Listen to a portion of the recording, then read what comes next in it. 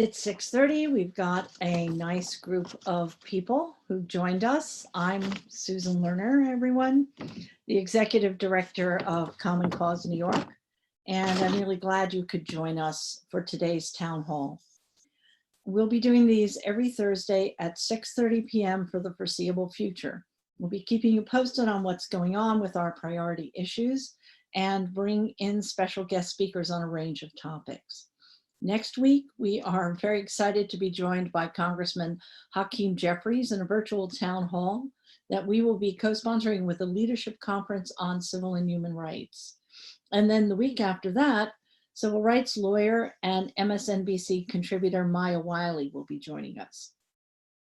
And please feel free to let us know what you would like to hear from in the future. And tonight we are particularly excited to be joined by Senator Liz Krueger, who is the chair of the Senate Finance Committee and a key player in putting together this year's New York State budget. She'll be talking to us about that unprecedented budget, the responsibilities of the legislature as a co-equal branch of government post-budget, and what she'd like to get done during the remainder of the legislative session. It has, of course, been Common Cause New York's position that the legislature must take advantage of its existing technology to remain in remote session and keep doing the people's business, especially during the crisis. Before we get started, though, we want to make sure that we go over some of the Zoom features that we will be using in today's call. We'll be using the Zoom chat, and we may also be using the Zoom survey function. We'll answer all of your questions at the end of the call, and we encourage you to submit them in the chat as we go along. To access the chat, click on the speech bubble titled Chat at the bottom of your screen. So if you run your cursor over the bottom of the screen, for some people, it might be the top, you will see that bubble labeled Chat. If you click on it, that's going to open the chat on the sidebar or along the top. And you'll see a field where you can type in your questions as we go along. Please make sure to hit enter and do include your name and your zip code with your question. During the call, we'll also ask you to answer several questions about the ways you can get involved, helping to protect our democracy. We'll share a link in the poll to the chat. In the chat, just click on that link to participate in our poll. We're recording this meeting and we post it up on our website and on our YouTube channel. You can view some of our previous town halls and our first ever book club, virtual book club event there and on our YouTube channel. I'm pleased now to introduce Senator Krueger. Prior to holding elected office, Liz served for 15 years as Associate Director of the Community Food Resource Center, and she's the founding director of the New York City Food Bank. For the last 18 years, Senator Krueger has represented the east side of Manhattan in the state Senate, which I think shows extraordinary fortitude. And in 2018, she became the chair of the Senate Finance Committee. She is a tenacious fighter for good government, a good friend to Common Cause New York, and we are so happy to have her. Liz, the floor is yours. Thank you so much, Susan, and hi, everyone. I can see many of you in tiny little boxes, so hello particularly to people I already know well, and let me introduce myself to those of you I don't know. As Susan said, I have now been in the Senate for 18 years, which may show fortitude. I'm concerned it shows a sanity question that should be evaluated. But in fact, I was drafted against my will originally to run for the Senate. That was a long story of my getting there and being able to hold the seat. And now I am consistently proud and delighted that the voters in my district don't throw me out, or so far haven't thrown me out, because I discovered when I got to the Senate that the legislature was a very strange and complex world, but was a critically important one for everything I believed in state government. And I like to believe I've learned the job. I know I always try to do it as honestly and authentically as I can, whether I do it well or not. I think you get to test that every day in this kind of career. You have your wins and you have your much bigger losses. So one of the things about being a legislator for a very long time is realizing a win can be when you stop the bad guys from going further in the wrong direction. A win can be when you actually do win something you were hoping to, and a loss is something you need to learn to roll off your back and not personalize because you're just too busy dealing with the next set of assignments. So Susan introduced, I guess, the legislature as being a co-equal partner in government. And I believe then she said post-budget. And I think that's important because, in fact, when it comes to legislation over the course of a year, we are a co-equal partner in government. It requires 2 houses to pass a bill before the governor signs or vetoes. In the budget process, that is simply not true. Under the New York State Constitution as it is currently written, the governor has, I'm going to say, about 94% of all the cards and power in the budget process, and the legislature is fighting around the edges for changes. And that has been tested in the courts. Most relevantly, a case some of you may be familiar with, Silver v. Pataki.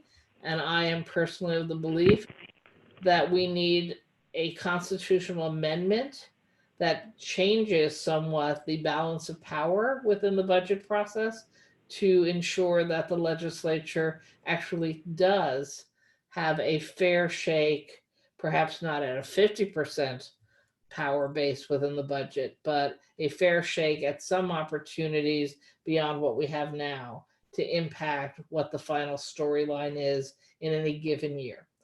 Now, this year was an exceptionally difficult year in the budgeting process, and I will tell you that it's not done yet, and I feel and fear that we will be dealing with multiple additional significant cuts to the state budget before the year is over. And one of the things that we did, and we shall see how it plays out, was we gave the governor emergency authority within this fiscal year to make cuts in the budget on a quarterly basis if he did not have the revenue he needed to fulfill the budget we passed as a balanced budget April 1st. So for those of you who love to read through budget documents, I don't know how many of you do, in fact, the way the budget laid out as a balanced budget April 1, which is a constitutional mandate by us, and the controller has to sign off on it as being balanced. It showed 105 billion of state money in a total budget of 177 billion, but it had a footnote that it appeared we would probably only have 95 billion of state money, and so there was a $10 billion hole. And if there was a $10 billion hole or any subset therein, the governor had the authority to make cuts in the existing budget as we went along so that we literally didn't run out of cash. Because, again, an important lesson in government, you always want to get the money from whoever's bigger than you. If you're a town, you want it from your county. If you're a county, you want it from your state. If you're a city, you want it from your state. And if you're a state, you want it from your federal government. Why? Because the federal government is the only level of government that gets to print money in the basement. And we're at a moment in history where, because of the pandemic, combined with what appears now to be a world depression, triggered by the pandemic and other activities, none of us, states or cities or counties, are going to make it without huge infusions of cash. And we can't print it in the basement. Only the federal government can. Only the federal government has the ability to go into a deficit model of government for some extended period of time without violating its own constitution. Not that I don't think this government is violating the Constitution all the time, but nonetheless, they actually can and have printed more money than they can explain how they're going to pay back at many times in our history. And it's all worked out because then they have been able to provide said money for emergency and critical needs of the American people. So whether you call it a stimulus bill, whether you call it a fill the holes in the bucket bill, whether you call it a medical emergency set of funds, I don't really care. We need to get more of it from the federal government. And my perspective as the Senate Finance Chair is we have no magic tricks beyond that at this point. Other than facing what will truly be seen as draconian cuts in the state budget mid-year. And of course, that all ties in for us as New York City residents, with the mayor putting out his proposed executive budget today. And he's also talking about having upwards of a $5 billion to $7 billion deficit in the city budget. Some cuts that he proposed today that I know some people think of as pretty draconian, which also I believe is more of an opening announcement of more to come unless there's more money. So now we're talking about a state government and a city government planning deficit borrowing for its operating costs. And some people on this call might remember New York City in the 1970s when we didn't quite technically go bankrupt, but we did go bankrupt. And the storyline afterwards was New York City got itself in huge trouble because it borrowed to pay for operating costs year after year, and it couldn't afford to pay its bonds, and it couldn't afford to run its city without borrowing. And so everyone has gotten extremely nervous since that time, with good reason, about the concept of borrowing for operating costs. And it is bad economics and bad public policy, except for the worst story, stopping funding hospitals in a pandemic, turning off your school systems, turning off your mass transit systems and saying to everyone, figure it out without mass transit. So we are at literally that point, I think, in history. And I don't know how far back anybody on this call goes, but for me, this is going to be the worst fiscal year I've ever had to live through, just as a private citizen, or certainly as someone in government. Someone asked me earlier today, well, isn't it like right after 9/11? And we all survived it. And the answer is, unfortunately, economically, no, this is far, far, far worse than 9/11. And in 9/11, we had, a terrorist crisis and some people dying in 3 states. Today we have, and that triggered all kinds of economic problems for us. Today we are seeing the whole world facing medical pandemic and economic crisis. And I'm just not sure who's out there who's ever really had that experience, other than a few people who might remember from early childhood the experiences of the Depression. So maybe I'll stop there for now, Susan, and let you keep going. Is that okay? I don't hear Susan. That's because I forgot to unmute myself. Oh, okay. Thank you. That's fine, Liz. We do have some questions, but I'm going to take the moderator prerogative and ask you a couple of questions before we get to the questions that we have from our participants. Great. And I do want to say, we're going to take some questions for Liz for a while, and then I will bring you up to date on what's happening on the various issues with Common Cause and what you can expect to see in the next week or so. So Liz, my first question to you is, for a while it seemed like the entire question of legalization of marijuana was finally going to be handled in the budget, that it would have the dual benefit of taking care of a persistent and long-standing inequality problem in our criminal justice system, and would be likely to generate revenue for the state. What happened? The governor showed no interest in continuing the discussion. So he did not call what's called three ways.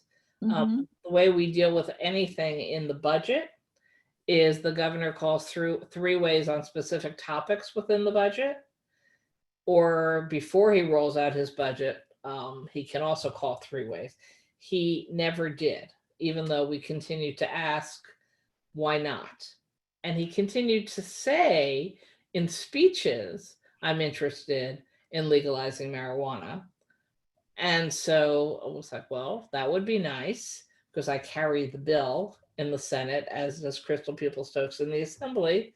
And then we would each quickly text each other after any given speech where he raised it, going, any three ways happening? No. Did the Assembly say no, they won't? No, of course the Assembly didn't say no, and the Senate didn't say no. So the punchline is the governor said no. And in a normal year, the follow-up question you would have is, well, will the legislature try to move that bill separately as a freestanding bill? You anticipated me. There you go. And I would tell you, yes, Crystal and I were totally prepared to do so. And we had done a new version of our bill, what we call the C print. And we had factored in most of the concerns the governor had had with our B print a year earlier when we were attempting to negotiate. So we thought we were ready to go. But pandemic, no one's allowed to meet in Albany. We have passed resolutions in each house giving ourselves the authority we believe to continue to function as a legislature and to meet absent all being together in Albany. We're not 100% sure that if somebody tried to sue us over actual votes, we would win or they would win, but we're operating under the assumption that we had the authority to do this. And we did it. We passed changes in the Senate rules, changes in the Assembly rules, so that committees could meet via Zoom. The session could take place not in the chambers, but via Zoom or some other system. And we believe, ... lawyers always like to fight about this, that we have the ability to vote and have the votes count, even if we are not together in Albany, in which case we could pass legislation and the governor could sign or veto that legislation. But it's also true, as I think everyone on this call must know from their own lives, nothing is normal right now. So we have legislators whose family members have COVID themselves. We have staff with COVID themselves.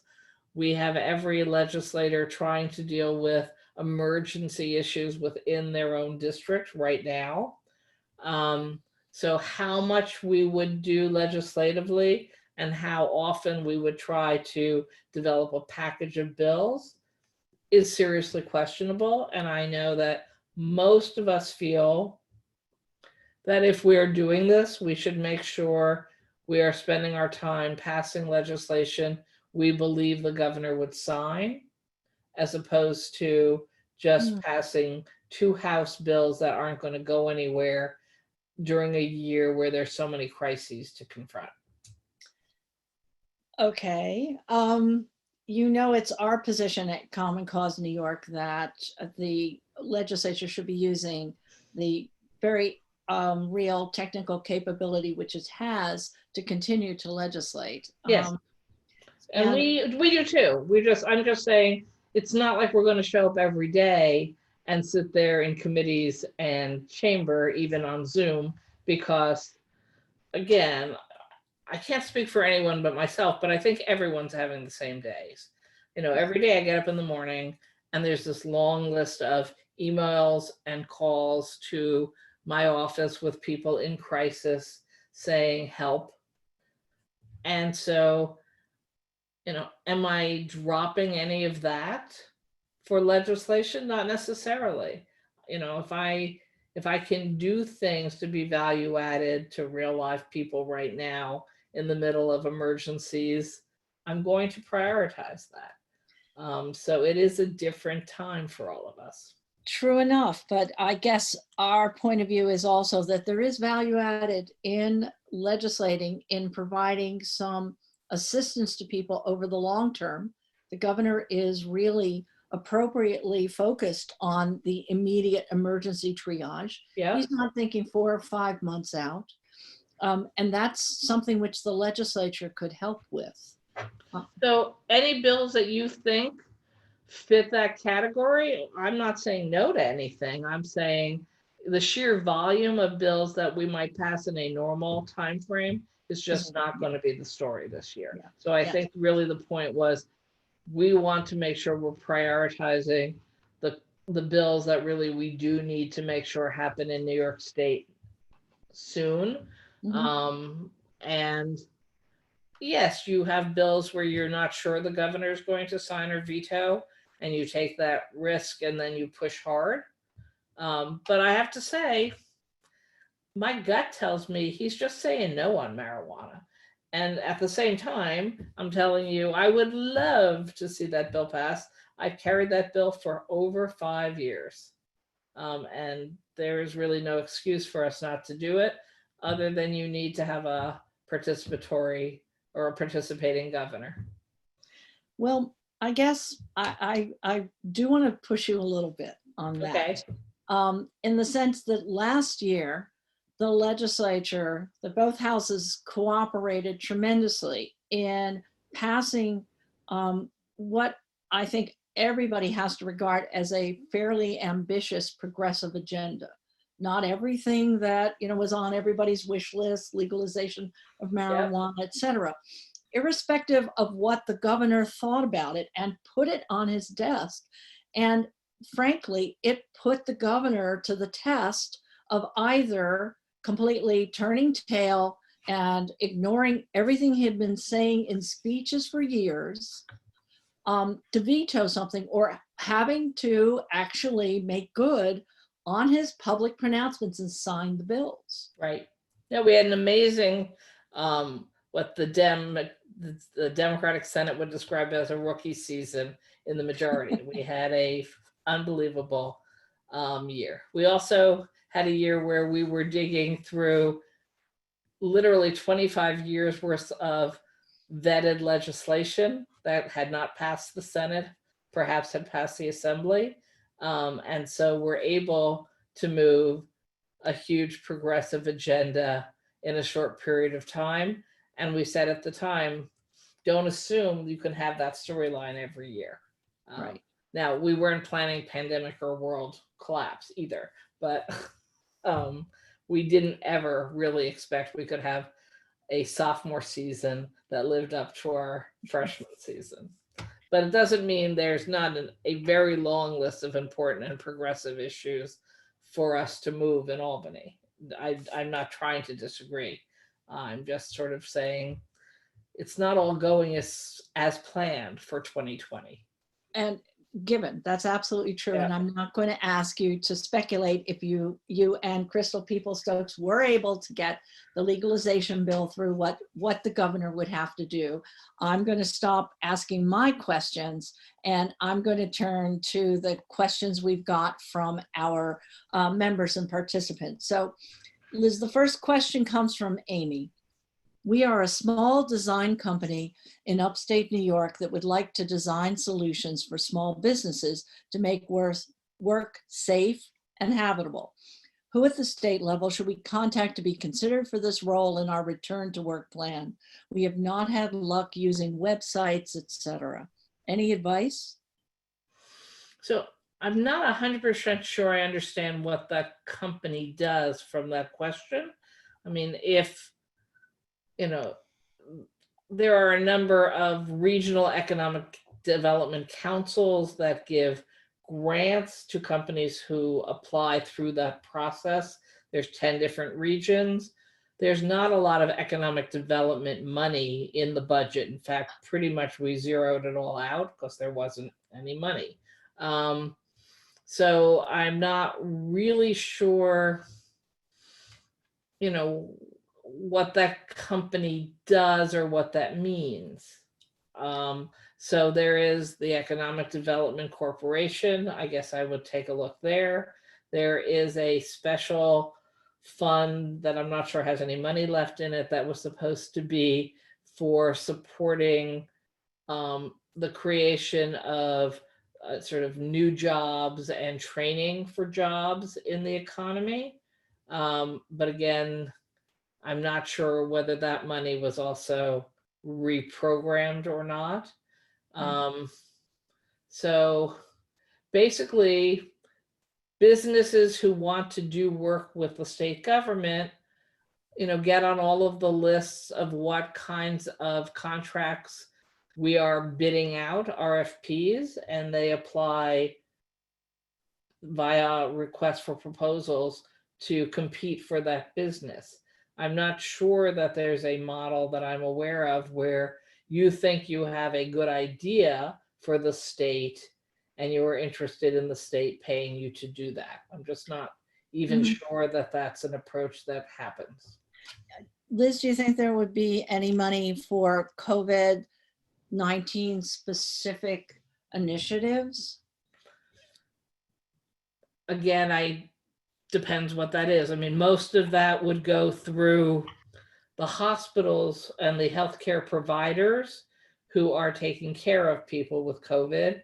And so whether if they were interested, I mean, I know the Greater New York Hospital Association has this whole unit of people working on procurement for all of the hospitals in the New York City region. And then there's one for upstate hospitals as well. I think Haney's for upstate hospitals. But again, I think at this point, everyone's dealing with emergency response, perhaps as opposed to, thinking through something else. But I'm not sure what that means. Sorry. So these are two related questions, one from Deborah, one from Zosia. From Deborah, is there any chance of adding revenue with additional taxes targeting on the very rich, e.g. incomes over 5 million, pied-à-terre tax, stock transfers, carried interest for investment fund managers taxed at ordinary interest rate, etc.? And the follow-up question from Zosia, in your view, what is the obstacle with taxing the wealthy to raise revenue? That the governor said he wouldn't consider it. Both houses said they would. We tried to bring those up in multiple three-way negotiations with the governor, and the governor continued to say, I will not consider any of those revenue sources for my budget. And only the governor can submit budget bills, and only the governor can decide whether he's going to spend revenue if you came up with it. So the irony is, under the approach that Andrew Cuomo has to government that you can like or not like, but it's his, he says he has a 2% cap on state growth and spending, and he has no revenue problems. And even if he had more revenue, he would not spend it if it moved the budget more than 2% up. Now, this year, one could say, if you had more revenue, you wouldn't have such a huge deficit. So there is an argument for the revenue to fill the holes that we have made in our budget, but the governor refused to consider that option at this time. It doesn't mean he couldn't change his mind over the course of the year as things get worse, but the legislature, again, it's why we don't have the power in the budget process that he has. The legislature can't override him. We can't pass this as a supplement to his budget and make him then spend the money. So you cannot do a freestanding pied-à-terre tax, for instance. You can do a freestanding tax bill. You can't make him spend the money. And you can't stop him at this point in history from vetoing the bill. Now, and pied-à-terre is an interesting question because I would argue the state, I support a pied-à-terre tax, but it's not the state's money, it's the city's money. That's a property tax, and it's the only tax the city of New York gets to control. And I would fight to make sure a pied-à-terre tax or any form of property tax got to be kept by the locality. But again, I'm not opposed to the pied-à-terre tax. I'm just opposed to Albany keeping the money. Right, right. So next question is from Melanie. Are we working on getting prisoners released, particularly our most vulnerable populations? And please revisit the rollbacks to bail reform. So that's kind of two issues there. It's two separate issues. I believe that both the governor and the mayor have made commitments to letting nonviolent prisoners out of jail at this point. I think is it the city who said they've released 1,000 people from Rikers at this point, or they're in the process of releasing 1,000 people from Rikers. I don't know the numbers at the state level. And of course, so many prisoners in the state system are technically sitting in county jails all over the place, so that it's each county making those decisions. And you're better off asking one of my colleagues who specializes in these topics to another session, because you will get more educated answers. So Louis Sepulveda or Jamal Bailey would be much better people to answer that question than I, because I don't sit on any of the relevant committees. And will we change again on bail reform? No, I think not. You know, we went very far in criminal justice reform, and we got enormous pushback from DAs, police, local elected officials, statewide elected officials. You know, you had Mayor de Blasio, you had the state AG, Tish James, calling for us to pull back some of the things we did in bail reform. We had the governor propose a really horrendous change in bail reform that we rejected. And we did negotiate, both houses and activists and advocates, to a settlement that I don't think anyone's happy with. But I think most of the activists afterwards said not as scary as we thought it would be. But I don't think we're going to have a round 3. And pretty much we all said, we'll deal with round 2 of this fight, but this is the last discussion we're going to have on it. So I suspect that that's true. Well, I think it's a great suggestion as to bringing in the folks who serve on the appropriate committees to talk about the situation regarding criminal justice and the release of prisoners, because we at Common Cause nationally, and of course at Common Cause New York, have a position where we support the early release and the wholesale release of as many people as possible during this health emergency. So I do also, I mean, I'm a co-sponsor of the bills to allow older prisoners out. But every time I talk about that, I reemphasize something that couldn't be clearer now. If you think that simply putting elderly and sick prisoners on a bus back to New York City, opening the doors at Bellevue's men's shelters and say, okay, here's your future, you have not thought this through at all. I would actually argue that some of those people would be better off staying in jail with 3 meals a day in a bed rather than simply releasing them to the streets of New York City. And I know that makes me sound a little strange, but you know, we have multiple crises. We have the crisis of too many people being put into prison for the wrong reasons and for the wrong amount of time. But we also have the crisis of poverty in the streets of New York City and homelessness. And truly the solution can't be pick up a population, take it out of the prison system and hand it to the homeless system. and anyone imagining that was a good day's work, because Yeah. that can't be the answer. Okay. We actually have a kind of a follow-up question from Taylor Vez, Liz. Is there any move to get tablets to those prisons and jails so that the incarcerated people can communicate with their families when visits are stopped for COVID-19 reasons? They're doing this in cash-strapped Detroit. I had not heard of that proposal, so I don't know if anyone's looking into that. I can try to ask around tomorrow. That's the first I've heard of that. Mhm.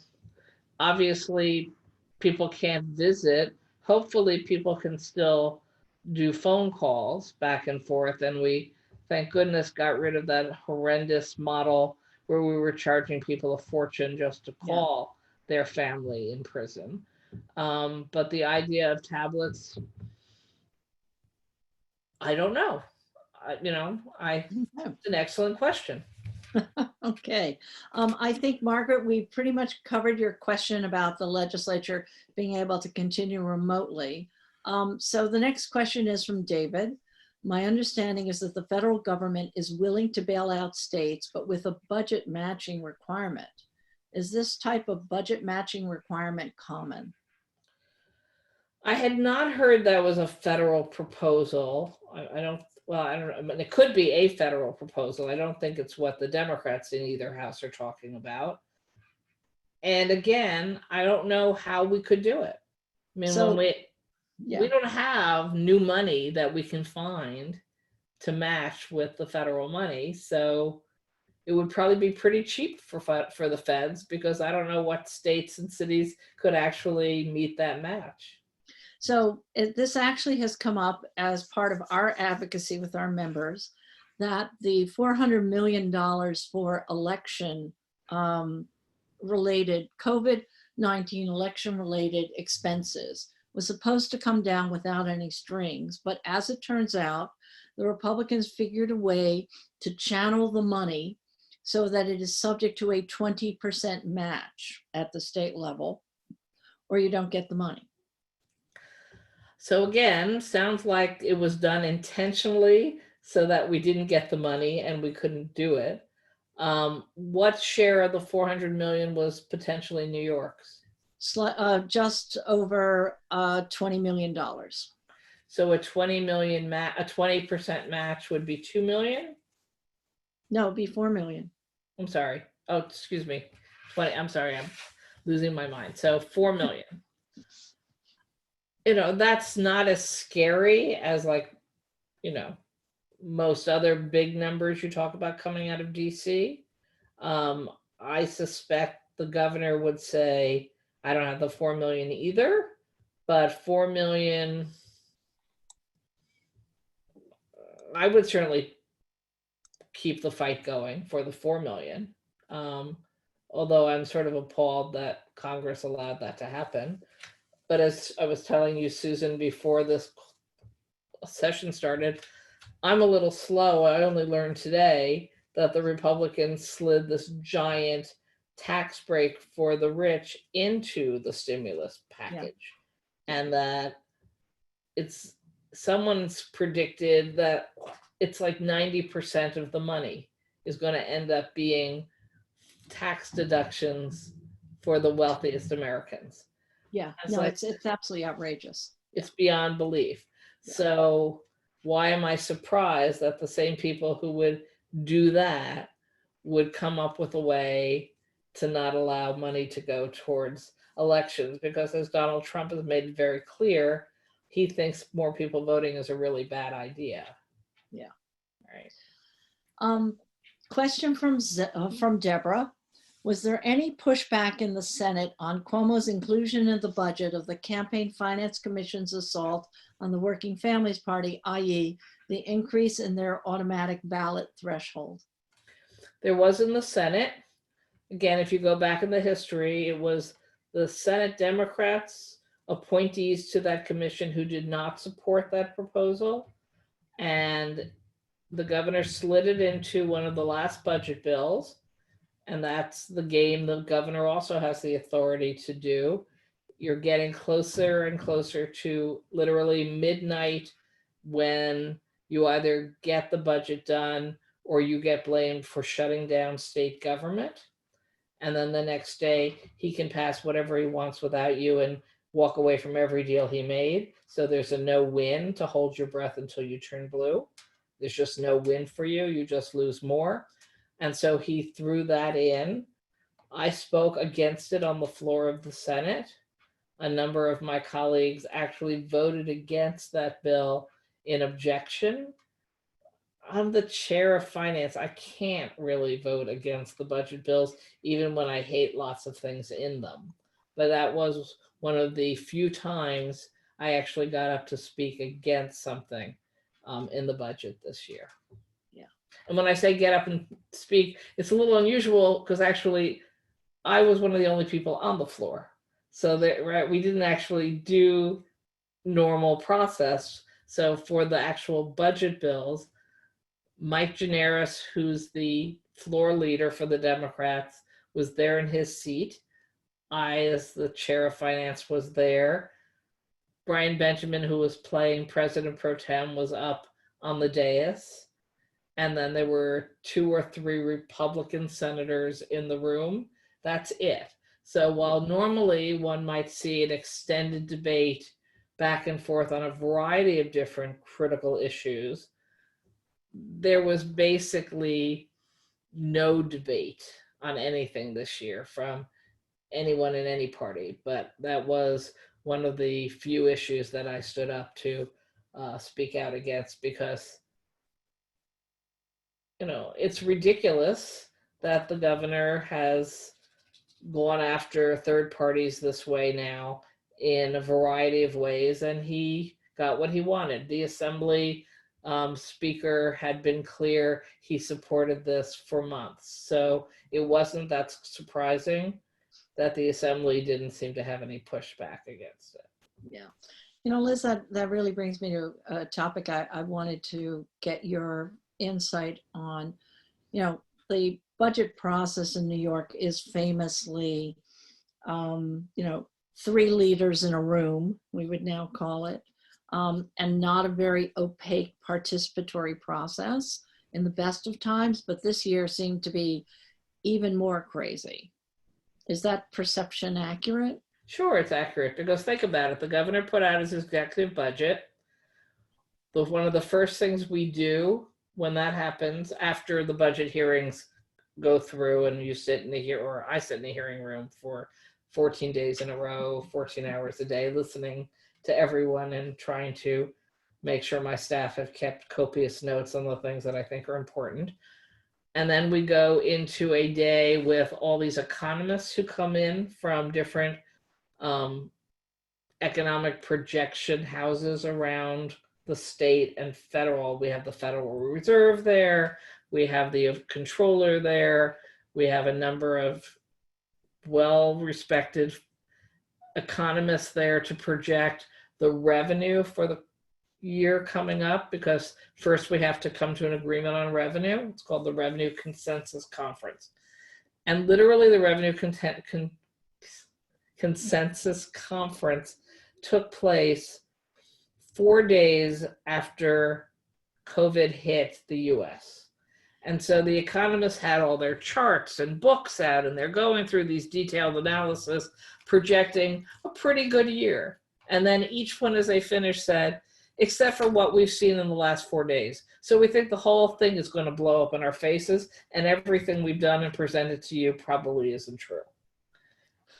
And that was really like the kickoff of, oh my God, we have to rethink everything, and we're in serious trouble.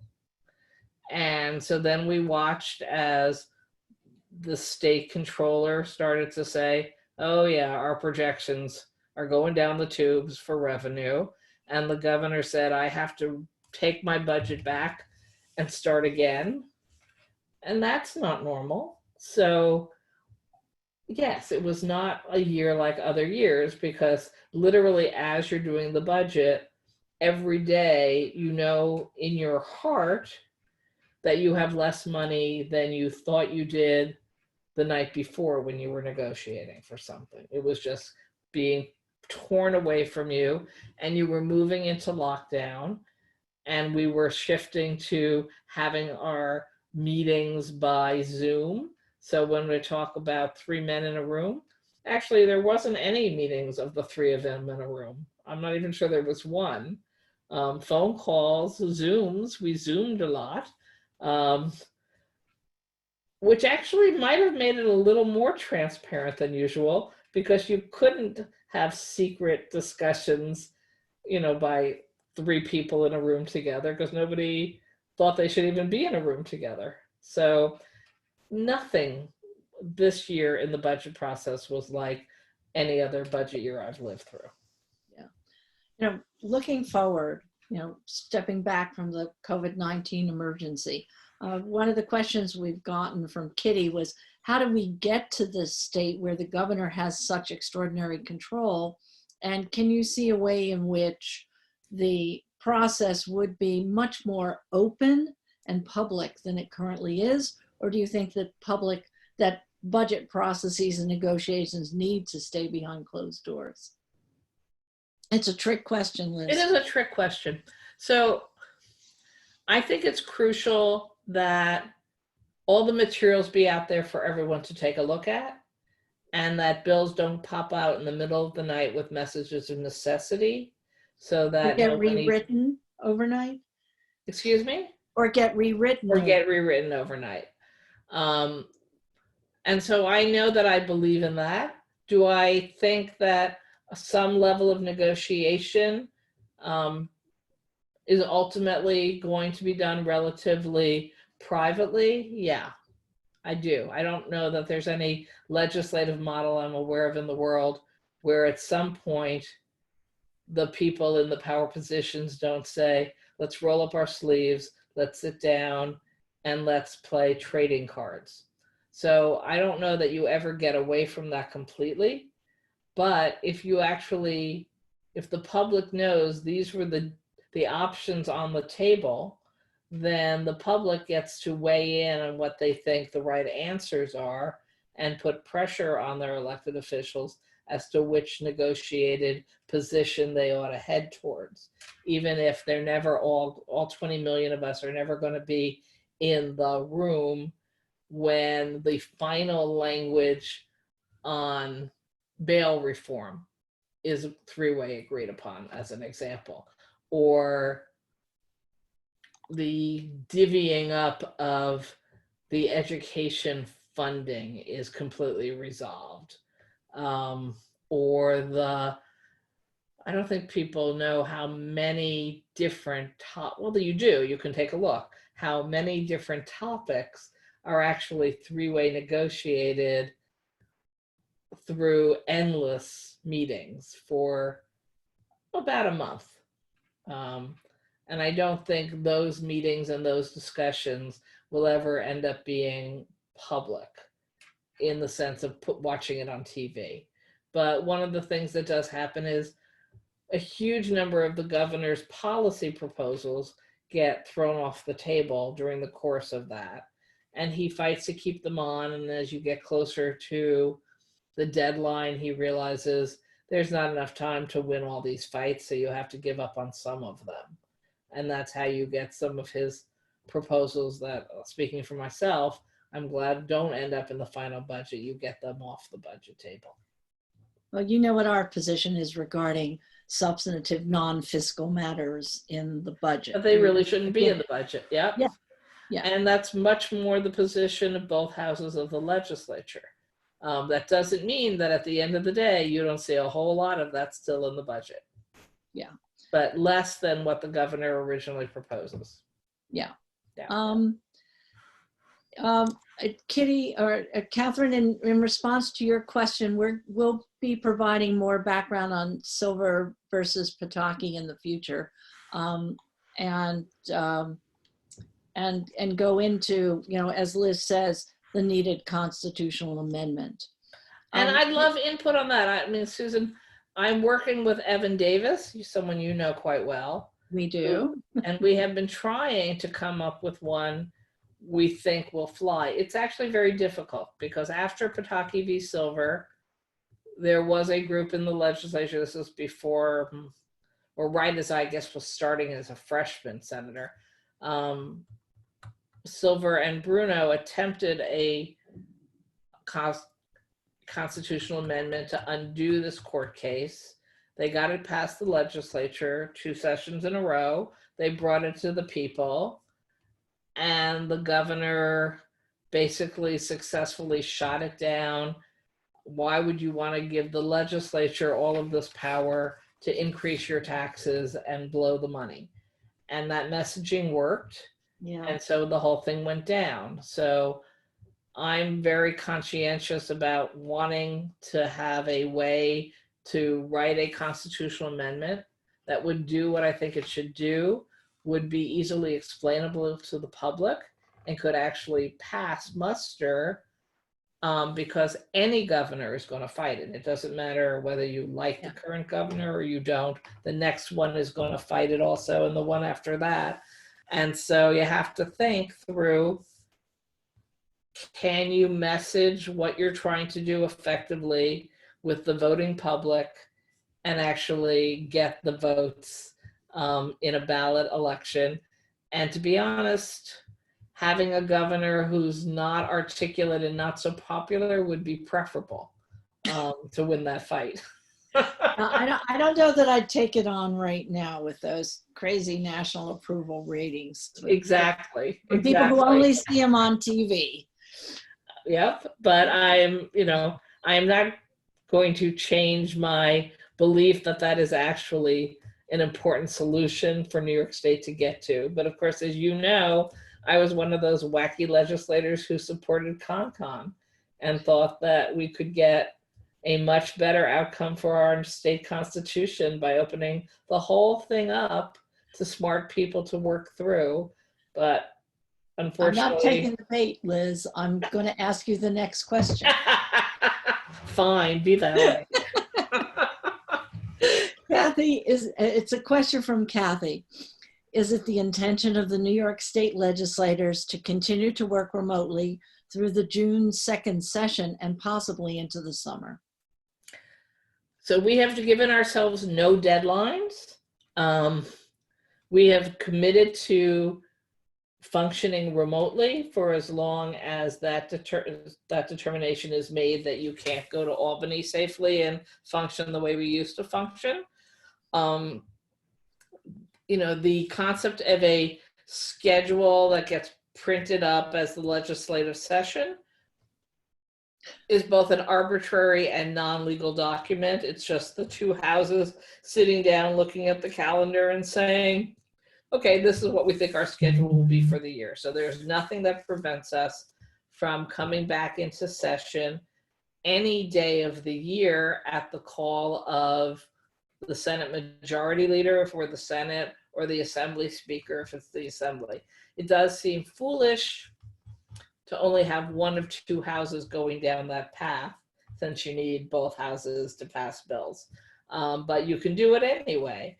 Obviously, we always knew, because of the change in primary schedule this year, that everything was going to be somewhat different. We were going to be running for re-election in June as opposed to September if we had primaries.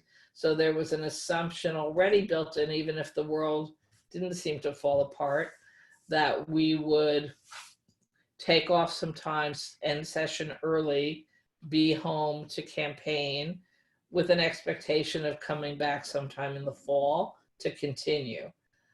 And that may be the story this year also, assuming by the fall, we're all allowed to see each other and be in the same room together. Yeah. But again, we are not prevented from meeting via Zoom up until that point, or whatever. I'm not advertising that company, it just happens to be the one the Senate uses.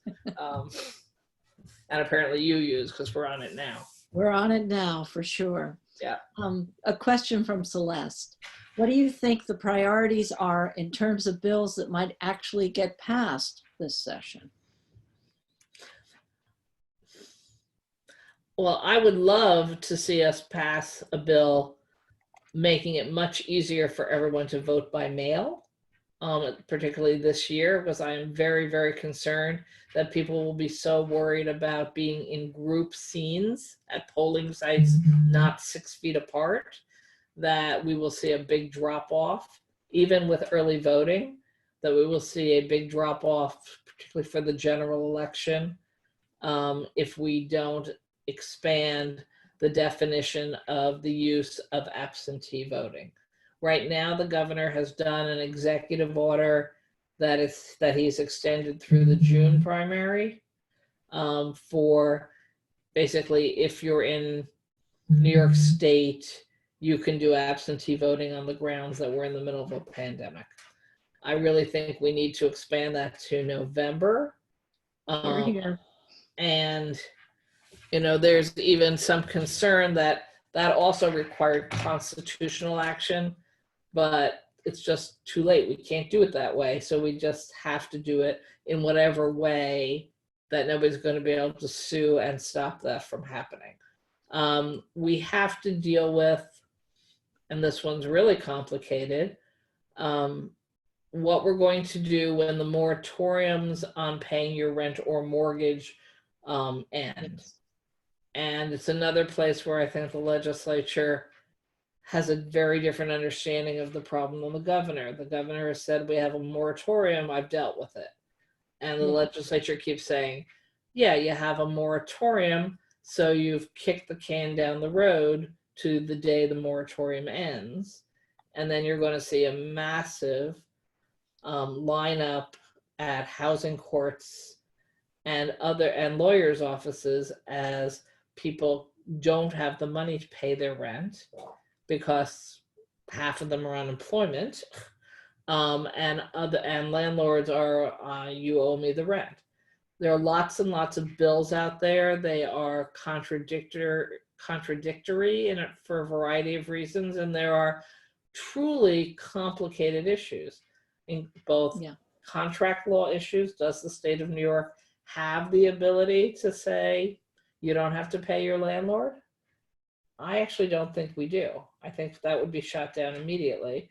I also, and as I think people may or may not know, I am considered to be an extremely strong tenant advocate, but I get calls every day from small landlords in my district saying, not for nothing, but I only have 4 units of apartments that I own, and 3 of them aren't paying the rent, and I'm not going to be able to pay my property taxes or my water bills because it's not like I've got some pot of gold somewhere. So as small business people, which some landlords are, this is a real issue already for them. Longer term, you know, can we socialize housing in New York State? Not likely. I believe that there desperately needs to be a federal fund specifically to pay off rent and mortgages for significant numbers of people, again, with income eligibility and evidence that this is required. But we're calling on speaking for myself and other housing advocates, we're calling for the federal government to come up with $100 billion fund specifically to go to states to provide rent supplements and vouchers so that the rent can be paid, so that landlords do get paid, but for time periods where their tenants are not able to pay them, it is the government paying that money.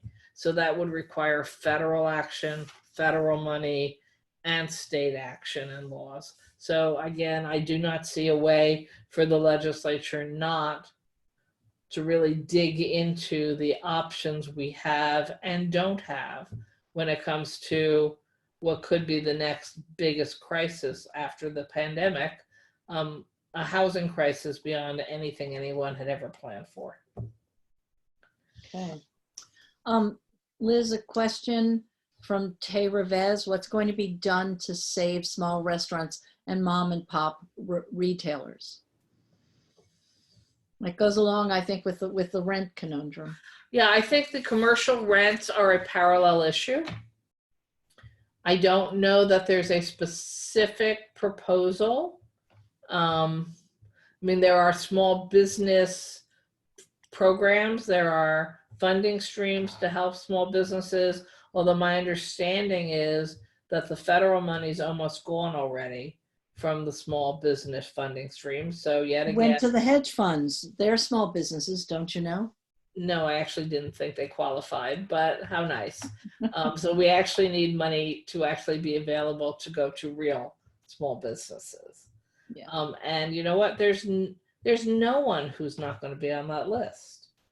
You know, ironically, like the one set of businesses that are doing fine are people who are selling food, no, but not restaurants, because they all had to close unless they're doing takeout. Supermarkets, Amazon, food delivery, Fresh Direct, Walmart. You know, there could be 10 companies left in this country when we're done that basically are the retail world. So I know that I keep pitching, you know, go to your local bodega. It's amazing how these small stores are staying open and being there for their communities. And so I just keep urging people, you know, wear protective garments, wear masks, stay 6 feet apart, and shop at your local stores as much as you possibly can, because they need all the help they can get. Yeah. I now have a ridiculous amount of yarn in my stash. I'm going to have to retire and knit full time for at least 5 years to catch up. Are you knitting Are you knitting facial scarves? No, I haven't been doing that. Okay. I don't know that that's really as effective as sewing. I don't think so. I don't think so. Yeah. Some additional questions. Sure. One from Andrew, which I'm going to intermediate a little bit with our position. Andrew's question is, if we are able to get vote by mail for the November elections, what are the prospects for getting that implemented permanently in the future? So, Liz, I want to point out that our position at Common Cause New York is that vote by mail is something we need to be moving towards over time, but that the practicalities of getting it set up between now and November are pretty much nil. I would agree. When I said vote by mail, I meant expanded eligibility for absentee ballots. We know we can do that. We have a system in place. It has checks and balances to it. And so we know that we can operationalize that. I would agree. Trying to do a new system or something different than the counties already are familiar with for this year's elections, no. Yeah. Not realistic. But longer term, yes, there are states that have proven that you can do a real system of mailed voting, that you can also build in protections that avoid that terrible horror some people think can happen of giant voter fraud. You know, that the states who have successful mailed elections do not have giant voter fraud, and they do have healthier voter turnout than we do. But no, I do not realistically think we could get that done in the 2020 elections. But I do think if we have expanded absentee voting, and obviously now we also have early voting, it'll be much harder for anyone to argue, how could we ever go to mail voting? Because we could simply say, well, we sort of already did it in the middle of a pandemic. Now we just need to set up the rules of the road to make it statewide and consistent with other state protections in their systems. And I think this can almost be viewed as even though it's not a pilot project, sort of a statewide pilot as to how we could and should get to a mailed voting system. Well, you know, you've taken the first step by passing the constitutional resolution to go to a no-fault absentee system here in New York. Right. And that is the first step that we need to take on the way to vote by mail. Great comment from Maria Pavlak, which I think is going to be our final comment on the Q&A. with Liz, which I is just read it there. How nice. keep Thank up you, Maria. keep up the fight on our behalf, Senator Krueger. Thank you. Well, thank you very much. And thank all of you for allowing me to enter your homes. I hope you've noticed my lovely poppy flowers, which is a false visual. I change it for different meetings because I need to cheer myself up. I'm sitting with that typical sort of white grayish wall behind me that all of us live with every day right now. Well, thank you so much, Liz. I want to just let people know what's happening, and also to answer some of the questions that we got about the $400 million that has been appropriated in Stimulus 3 for elections, and to clarify what the New York State portion of that is and how the match, if the match continues to be required, how much it would be. So the 400 million, our portion of that is approximately $20.4 million. And we're starting to get some guidance from the federal agencies that they're trying to be very flexible about the match. And I know there are ongoing discussions. The match would not be to the total stimulus. It would be a match of our portion, which means that New York State would have to come up with approximately $4 million for the match. But there are various ways in which that could be allocated with cooperation from the governor and the Office of Budget. The counties are going to have to spend additional money to cope with the COVID-19 emergency. If we have expanded absentee in June and hopefully in November, there are going to be increased printing costs, there are going to be increased postage costs, and there's going to need to be costs related to taking health precautions at polling places, because often people don't realize that even states that are 100% vote by mail, and those of you who've been with us through the virtual town halls have heard me say this before, it's not exclusively by mail. You get your ballot by mail, but many people actually go in to a polling place to cast their ballot during early voting or on election day.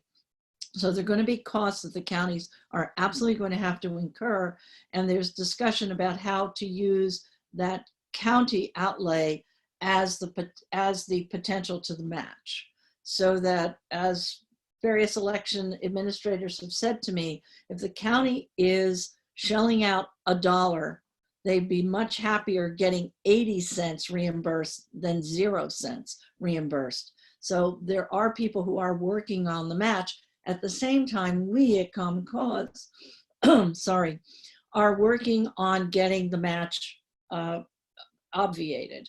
And that's where we have sent out our request to you to sign a petition addressed to Senator Schumer to solve this problem and to get more money for elections, because the Brennan Center is estimating that we need somewhere in the range of $4 billion to adjust our elections nationwide to deal with the COVID-19 emergency. So the petition to Senator Schumer asks him to be sure that all money provided for elections comes down without any strings, and then enough money is provided. So if you haven't signed the petition already, Natalia has put the link to the petition up in the chat, and you can just copy it and paste it into your browser and go and sign the petition. And we hope that you will, because we want to send a very strong message to Senator Schumer that he has to stay strong, get more money for our elections, and be sure it comes down without strings. So the match is not to the full $3.6 billion that the state is getting. It's only for the election portion. And we got a question about the allocation between the state and how much would come to New York City. And I, at this point, am not the best person to answer that question. But Marta asks, why is our petition addressed to Senator Schumer and not also to Senator Gillibrand? It's addressed to Senator Schumer because Senator Schumer is the minority leader in the Senate. and he determines what positions the Democrats are going to take, and he determines which of the issues to go to the mat for and which of the issues to fight, but then let it go. As Senator Krueger said, you can't fight on absolutely everything. You have to pick your battles. And we want him to really be strong and not give in on the election funding. So we're addressing our petition to him. We in New York are really in a very unique position across the country because our senator is the minority leader and therefore gets to determine a lot of the strategy and tactics for the entire Democratic conference or caucus in the US Senate. And therefore he needs to be hearing from us in terms of what our expectations are for him as our senator, but also as the minority leader. So that's why Schumer. So this week, we've asked you to take actions related to the stimulus money coming down for elections. I'm very excited to say that next week is going to be a week of action where we're asking you to focus on the state legislature and support the bills that would allow us, our state, to have expanded absentee and a streamlined absentee application process, not just in June, the way the executive order sets up, but also in November, so that the boards of elections would know sooner rather than later that the expansion in absentee voting is for all of 2020 elections, because we are concerned that if they think it's only for June, they won't devote as many resources to a very robust infrastructure for absentee balloting. So watch out for different actions that you can take next week. And I'm very excited to share with you that we are partnering, as I said earlier, with the Leadership Conference on Civil Rights, Civil and Human Rights, on our week of action. They have something that they call their Turn Up Tuesdays, where they devote their national resources and all of their constituents and members on a national basis to focus on a particular state's election needs. And next week, they're coming to New York to help us out. So there's going to be a Facebook Live discussion on Tuesday. We're going to have the opportunity to participate with them in a text-a-thon, where we're going to be able to send text messages to voters in important areas of the state. And we definitely will have a whole set of activities that you can participate in. So in addition to the petition, communicating with our state legislature, learning more about the emergency situation and what election adjustments are needed, is going to take place next week.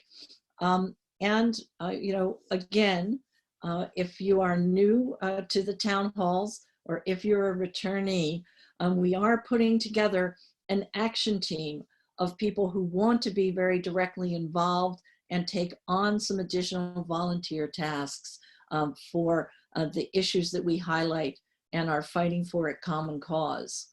And so we have a survey, some questions to have you answer. Have you signed the petition, and will you push it out to your friends? If you haven't signed it, there's a tell a friend function on the petition page, so you can share it with people that you think might be interested in helping to get money to run our elections as efficiently as we can in this crisis. Also, we would love your help in the text-a-thon next week. There's the ability to sign up for that. And also, as you know, we are setting up a virtual democracy book group and a virtual democracy watch club as well. And you have the ability to let us know if you're interested in those activities on our survey as well. That's a Google Doc, and it's a form actually. and the form is on our website. So lots going on, a lot of ways in which I think we can help to protect our democracy. We're really very pleased that you have joined with us in the virtual town halls, and we hope that the information that you're getting is helpful to you and that we're assisting you in taking meaningful action to protect our democracy, because this year is a tough year, as everybody knows. And in a situation where our democracy was already under attack and under pressure, the COVID-19 situation has complicated it even further. So the survey is in the chat, and of course, you can get updates for all of our activities through our website, commoncause.org/NY. And let's see. So, yes. And a reminder, if you haven't already filled out your census form, please do it right away. It takes about 10 minutes or less online to fill out the census. And right now, because of the COVID-19 emergency, all of the response rates are lower than they have been in previous years. It's absolutely essential that we all be counted. If you've already filled out your census form, check with your family and friends and be sure that they have as well. So we all need to be vigilant during this time of great stress and to participate in our democracy as fully as we can. So definitely are soliciting your help. Please fill out the survey and join us next week when we're going to be talking with Congressman Hakeem Jeffries. And you'll have an opportunity to pose your questions to him, just the way we have been able to have a dialogue with Senator Krueger. I'm really grateful that she was able to join us and willing to answer our questions and have an open dialogue with all of us. So thank you very much. And thank you to Senator Krueger. Okay, so we're over for the week, and everybody stay safe. You too, Susan. Thank Bye you. now. Bye-bye.